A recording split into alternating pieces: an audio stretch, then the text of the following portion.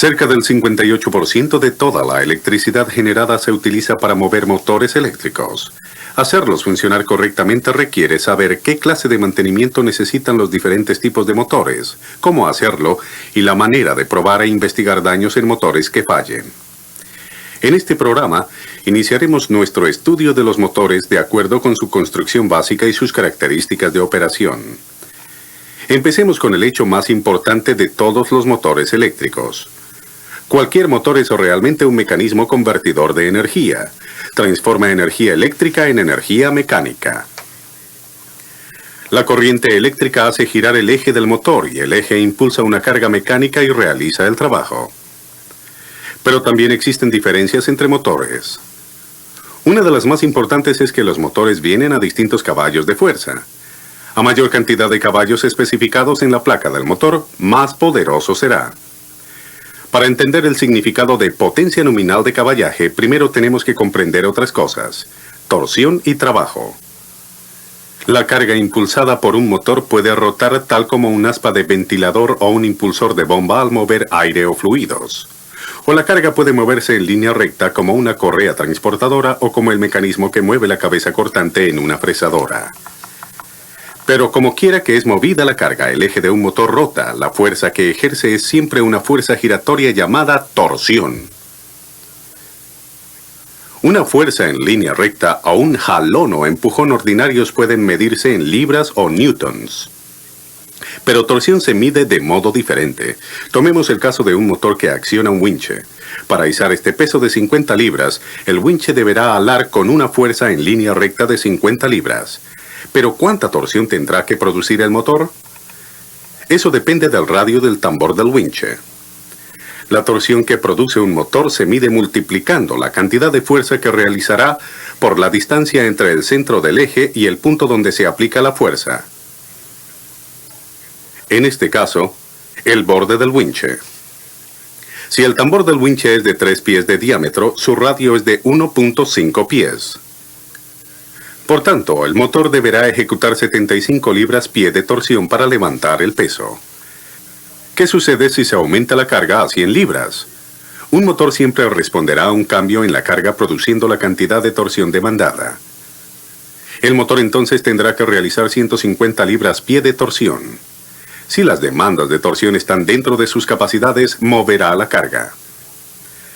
Ahora observemos la carga que un motor está impulsando.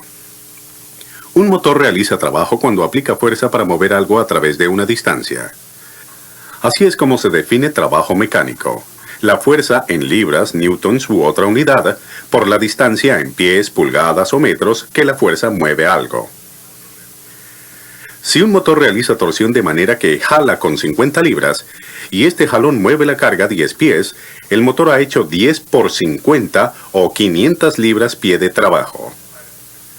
Si usted espera hasta que la carga se haya movido 20 pies, el motor habrá hecho 1000 libras-pie de trabajo. Tenga cuidado de no confundir torsión y trabajo. Torsión es una fuerza giratoria que produce una cierta fuerza de empuje o de arrastre a una cierta distancia del centro del eje del motor. Trabajo es la fuerza por la distancia que una fuerza dada mueve algo. Ahora, cuando usted observa la placa de un motor, no verá nada acerca del trabajo que puede realizar o de la torsión que ejerce. Pero sí verá la potencia nominal de caballaje o HP. Potencia es el promedio de hacer un trabajo o cuán rápido se ejecuta. Cualquier motor, no importa cuán pequeño sea, realizará una cantidad de trabajo. Pero mientras más poderoso es, más rápido lo hará. Para producir un caballo de fuerza, un motor debe ejecutar 550 libras-pie de trabajo en un segundo o 33.000 libras-pie de trabajo por minuto. Potencia está relacionada con ambas, la velocidad del eje y la torsión. A mayor torsión que realice un motor, mayor la carga que moverá.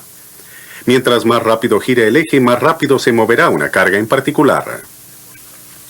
Esta simple fórmula relaciona torsión en libras-pie y la velocidad del motor en revoluciones por minuto con los caballos de fuerza. Si un motor está girando a 1750 revoluciones por minuto, por ejemplo, debe realizar 3 libras-pie de torsión para producir un caballo de fuerza. También producirá un caballo de fuerza si ejecuta 5 libras-pie de torsión y funciona a 1050 revoluciones por minuto. Bien, ahora vamos a mirar dentro de un motor y ver cómo produce torsión y caballos de fuerza. Mecánicamente, todos los motores eléctricos tienen solo dos partes principales. Una de ellas gira. Incluye un eje y un rotor. Un cojinete sostiene al eje en cada punta. La otra parte es fija. Esta incluye el estator, el armazón y las placas laterales que sostienen los cojinetes. Ahora bien, tanto el rotor como el estator son esencialmente imanes. Y esa es realmente la clave de cómo trabaja un motor. No sabemos exactamente por qué imanes se comportan como tal, pero todos tienen un polo norte y un polo sur producidos por una fuerza magnética o campo llamado flujo magnético. El flujo magnético pasa a través del imán y lo rodea.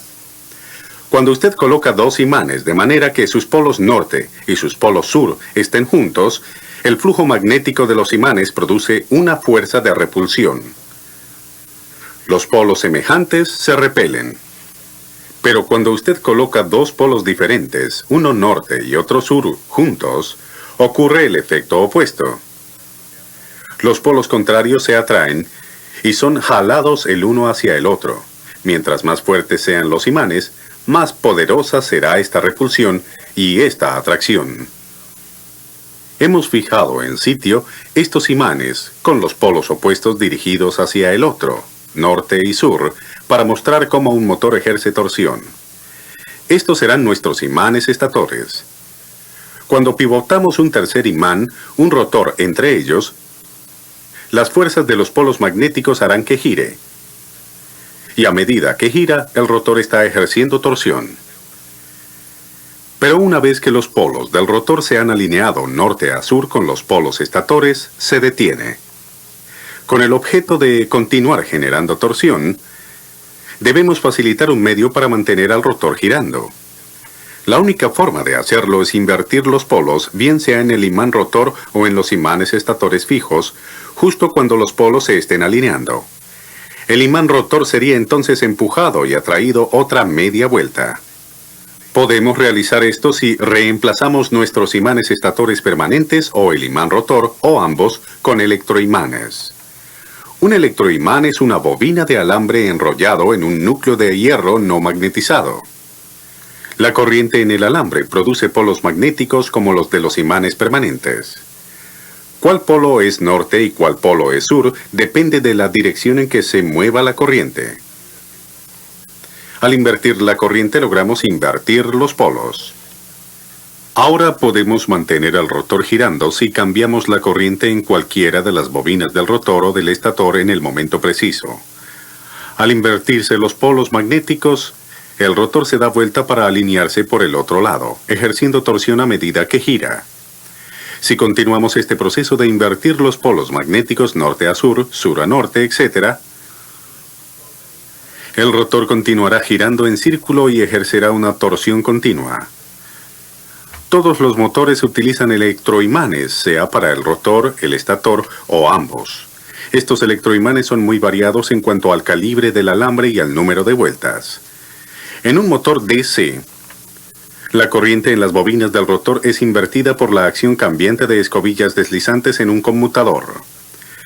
La segunda de estas lecciones se trata específicamente de los motores DC.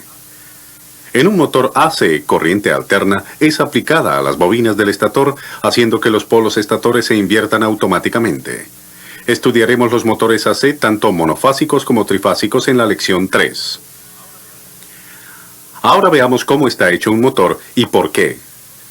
La mayoría de motores son pesados, pues tienen una gran cantidad de metal pesado, por lo general acero y cobre. El cobre en la mayoría de motores se halla en forma de bobinas de alambre llamados devanados.